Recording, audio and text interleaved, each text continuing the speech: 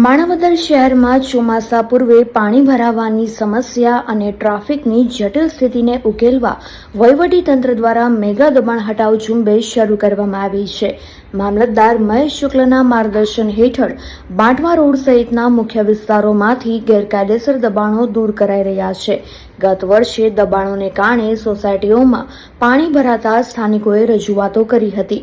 વહીવટીતંત્રએ notice મેળવનાર વેપારીઓને રવિવાર સુધીમાં જાતે દબાણ હટાવવા અપીલ કરી છે.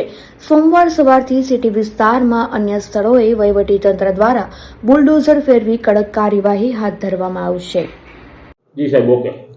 નમસ્કાર, મહેશ શુક્લ, મામલતદાર માણાવદર.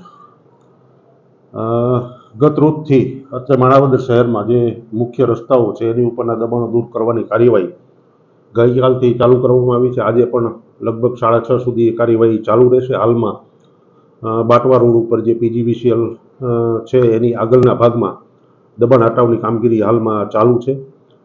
એનાથી જે પાણીની નિકાસનો જે પ્રશ્ન જે પાછળની સોસાયટીઓમાં જે હમણાં જ અત્રે લેખિતમાં એક રજૂઆત આવી હતી એ અને ગત વર્ષે જે અત્રેના અનુભવો જે થયા છે પાણી અમુક સોસાયટીઓમાં ભરાવાના, એ પાણી ભરાવાના પ્રશ્નો પણ આ દબાણ હટાવવાથી નીકળી જશે એવું આજે લાગી રહ્યું છે. આ દબાણની કામગીરી આજે 6:30 સુધી અવિરતપણે ચાલુ છે અને એમાં સ્થાનિક નાગરિકોનો પણ સારો એવો સપોર્ટ છે.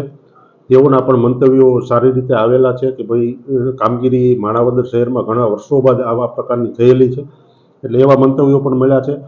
અને સ્થાનિકો જેનું દબાણ છે એને પણ સહકાર પણ આપેલો છે. ઘણા કિસ્સાઓમાં જેનો વિરોધ છે એ વિરોધ આપણે પોલીસની દ્વારા એનો ઉપયોગ કરીને એના સહકારથી આપણે એ પણ પૂર્ણ કરાવેલ છે. અને હાલમાં શાંતિપૂર્ણ રીતે શાંતિપૂર્ણ માહોલમાં દબાણની કામગીરી જે છે દબાણ દૂર કરવાની કામગીરી ચાલુ છે.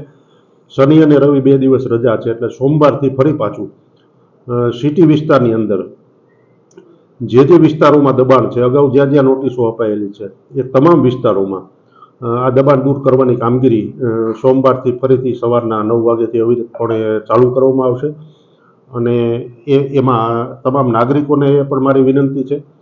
ગઈકાલે અમે જે દબાણ દૂર કર્યું એના ઉપરથી મને એટલીસ્ટ એવું લાગ્યું કે 1.5 માસ પહેલાં જેને નોટિસ આપેલી હતી એને ગઈકાલે જ્યારે અમે દબાણ દૂર કર્યું ત્યારે એને એક દિવસનું જે એનું રોજીરોટી જે છે એને બંધ કરવી પડી હતી, કારણ કે એને જાતે એની દબાણ દૂર કર્યું નહોતું, એટલે એ દબાણ દૂર કરવામાં એનો આખો દિવસ ગયો હતો. એટલે નાગરિકોને મારી વિનંતી છે કે જેને નોટિસો મળી છે એ પોતાની જાતે પોતાની રોજીરોટી બંધ કર્યા વગર હજી એમની પાસે ટાઈમ છે, શનિ અને રવિ 2 દિવસ રજાનો, તો એમાં એને જે દબાણ ખડકેલું છે, દબાણ કરેલું છે એ પોતાની જાતે દૂર કરશે તો અત્રેને સારું રહેશે અને વહીવટીતંત્ર પણ એનો આભારી રહેશે.